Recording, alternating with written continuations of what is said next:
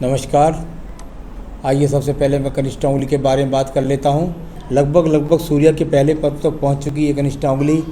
इसमें सभी प्रकार से आपके अंदर एनर्जी है, आपके अंदर तरक्की करने के लिए जो अच्छी खासी याददाश्त चाहिए वो आपके पास है, और कुल मिलाकर भाषा शैली भी अच्छी है और जीवन में आगे बढ़ने का मादा भी आपके पास में मौजूद रूप से है।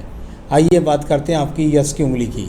सूर्य की उंगली यश मान सम्मान के लिए जानी जाती है। बहुत हल्की सी स्क्रैचेज अब हाथ के अंदर रह गई हैं जो लगभग 9 महीने में ख़त्म हो जाएंगी, और उसके बाद आपके जीवन के अंदर आपकी तरक्की होनी शुरू हो जाएगी। जब यहाँ पर दोनों उंगलियों के बीच में गैप प्राप्त होता है तो व्यक्ति अपने जीवन में अपने माता पिता की सेवा एक तरह से ऐसा कि समझिए कि या तो उनसे दूरी होने के कारण या किसी और वजह होने के कारण व्यक्ति उनकी सेवा नहीं कर पाता है।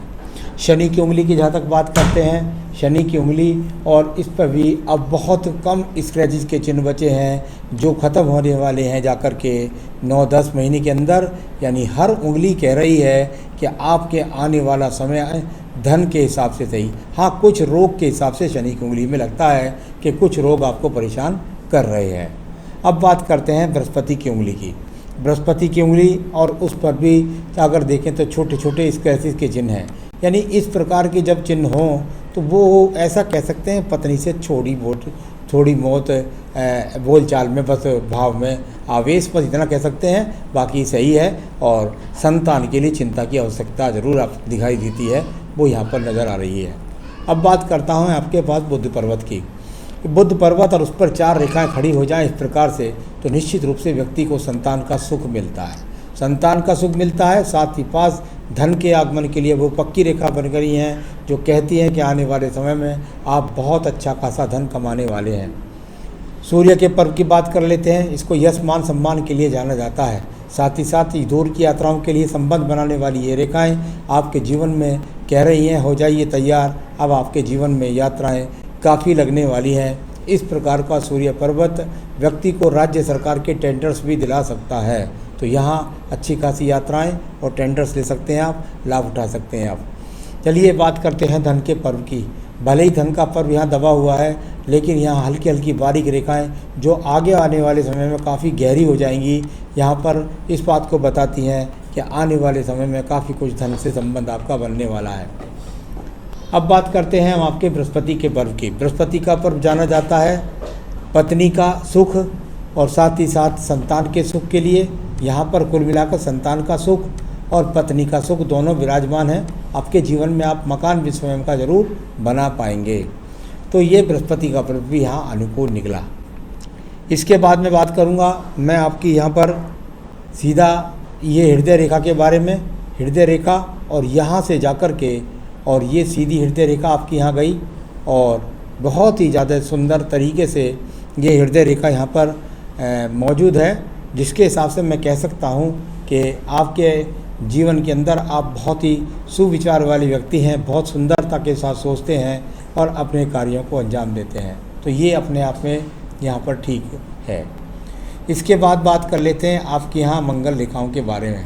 मंगल रेखाएं वो रेखाएं होती हैं जो वर्तमान में बता रही हैं कि आप काफ़ी संघर्ष कर रहे हैं, काफ़ी मेहनत कर रहे हैं, लेकिन उसके हिसाब से आपको अपने फल नहीं मिल रहे हैं। लेकिन करते रहिएगा, ये आपको अच्छी रेखाएं जो आपके जीवन में आगे आपको संघर्ष का लाभ दिलाने वाली हैं। चलिए बात करेंगे बुद्धि रेखा के बारे में। बुद्धि रेखा पहले अनुकूलता से चली और फिर थोड़ा सा उठ गई। उठने वाली रेखा हमेशा अच्छी कहलाती है।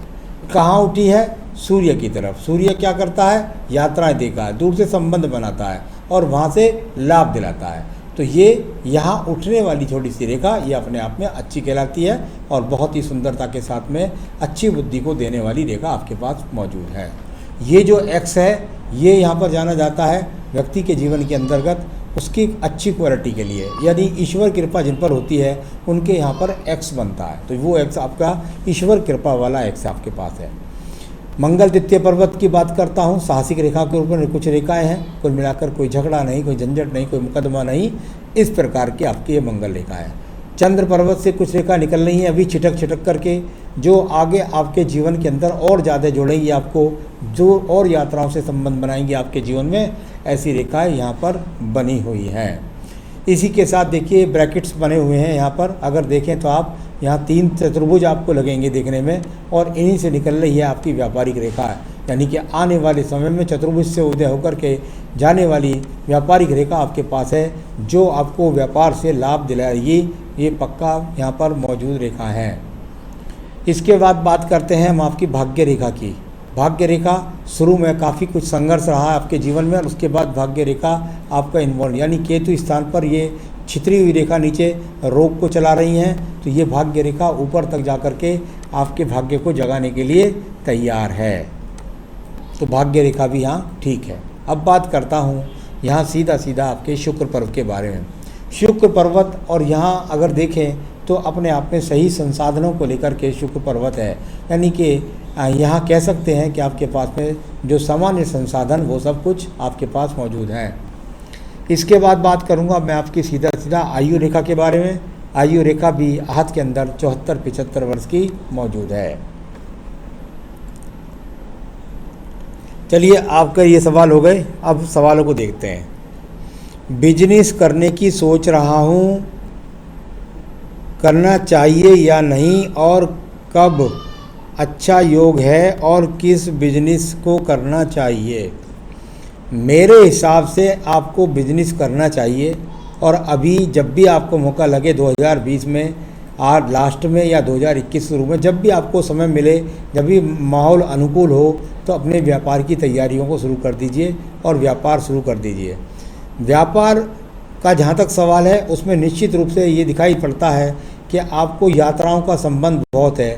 टूर हो सकता है, ट्रेडिंग हो सकता है, या ट्रैवलिंग हो सकती है, इस तरह का बहुत ज़्यादा संबंध दिखलाई पड़ रहा है। आप इलेक्ट्रिक का काम कर सकते हैं, आप फायर का काम कर सकते हैं, आप वायर का काम कर सकते हैं। तो यानी इलेक्ट्रिक से संबंधित कामों में, फायर से संबंधित कामों में व्यक्ति को फ़ायदा दिखाई देता है, तो उससे कोई संबंधित काम हो तो कर सकते हैं। हेल्थ कैसी रहेगी? देखिए, रोग अभी आपको चल रहे हैं, कोई गहन रोग नहीं है। पुत्र प्राप्ति के योग हैं कि नहीं? आपके हाथ से संतान रेखा दिखाई दे रही हैं मुझे, तो बाकी पत्नी के हाथ से ज़्यादा पता लगता है कितनी संतान होंगी। पुत्र संतान के लिए आपको, जो आपकी लास्ट संतान है, उस संतान के बाद पत्नी को गर्भ ना गिरा हो, तो उसकी जन्मपत्री, आपकी जन्मपत्री, आपकी पत्नी की जन्मपत्री, तीनों मुझे भेजेंगे तो मैं बता सकता हूं कि अगली संतान आपको पुत्र होगी या नहीं। बच्चे कैसे होंगे? आपकी जो भी संतान होगी वो आपको सहयोग करेगी। धन प्राप्ति के योग हैं कि नहीं? बिल्कुल, अब बस धन इकट्ठा करना शुरू कर दीजिए, अब आगे आगे आपको धन ही मिलना है, धन की चिंता मत करिएगा। समाज में मेरा कैसा नाम होगा? बिल्कुल, आपका समाज में स्थान भी होगा, ऐसी बात नहीं है। समाज तो ये कुल मिलाकर बहुत अच्छा हाथ है, ये कोई ख़राब हाथ नहीं देखा मैंने, अच्छा हाथ है। अपने काम को अंजाम दीजिए, तरक्की करिए। मैं कुछ उपाय बता रहा हूँ, इन्हें कर लीजिए, फिर देखिए और ज़्यादा तरक्की आपको जल्दी मिलेगी। आपको एक फायर ओपल पहनना है, इस उंगली के अंदर एक फायर ओपल पहनिए, जो आपको संतान सुख, धन सुख, कार्य सुख सब कुछ देगा। साथ ही साथ अपनी पूजा में आपको रुद्राष्टकम पढ़ना है, रोगों को रोकने के लिए और धन प्राप्ति करने के लिए, और साथ में सप्त श्लोकी दुर्गा, ये बस आप पूजा करिए और जीवन में सुखी रहिए। यही मेरी शुभकामनाएं। नमस्कार।